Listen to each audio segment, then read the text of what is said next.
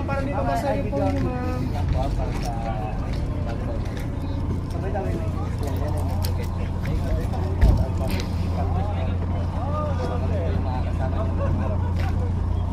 by the way po, yung balat of choose destination po. Kaya lang mamili kung saan po. So first choice, ito po yung mga highlights. So Magkapuya, Ditaytayan, saka Bulog yan or so kung ano po yung mapilihan or ilan na pipilihan? Apat. Opo, apat po. Ano po?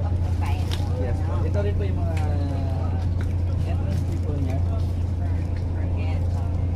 Pero kung kaya man po ng oras, pwede niyo pong puntahan lahat. Okay po? So, mamaya po, sa first destination, punta na po yung mga entrance natin. Okay po. So, for the first destination po, at least mga 40 to 1 hour po.